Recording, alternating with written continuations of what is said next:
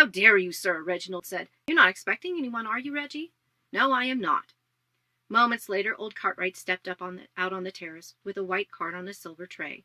Tom stood up straight, struggling to keep his intense curiosity from showing on his face. As soon as Sir Reginald had scanned the card, he groaned and buried his face in one hand. "Who is it, dear?" Caitlin asked. "What's wrong?" "Durendol," said her husband. "Maximilian Durendol. He's been entreating me to sell him the estate for months." "Sell the estate?" Caitlin said, as if nothing more preposterous could be imagined. "I suppose you'd better let him in, Cartwright." Reginald tossed the card back on the tray with contempt, whereupon the ancient butler wheeled and re-entered the chateau. "Didn't you turn him down?" Caitlin asked. "Of course I turned him down," her husband said, "repeatedly." "Well, all right, Reggie," Caitlin said. "No need to snap at me." Reginald sighed, and it looked as if an argument might spoil the perfect morning when a cry of alarm came from inside the house. Tom felt that little spider of fear redouble its dance along his vertebrae. Caitlin looked up in alarm. Reginald struggled to his feet, but the man who strode out upon the terrace seemed at first glance to be a perfect gentleman.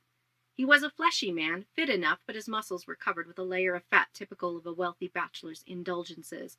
He was handsome, as far as it went, but there was something about his perfectly white teeth that gave sign of a predator. As for his attire, it was impeccable.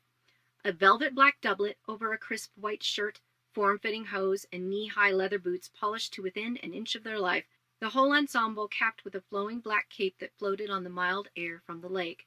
The dueling rapier he wore at his waist suggested he fancied himself an expert swordsman. "Lord Burghoff, Lady Caitlin," said Durendol, "allow me to—" His greetings were cut off by a shrill scream from the mistress of the house. Following her goggle-eyed stare, Tom saw with a terrified start an enormous orc standing in the door to the terrace. He was 7 feet tall if he was an inch, and so broad with muscle that he nearly blocked the doorway. Green was his complexion, yellow the tusks that protruded from his cracked lips, and gold the ring in his nose, which complemented his gold earrings beautifully.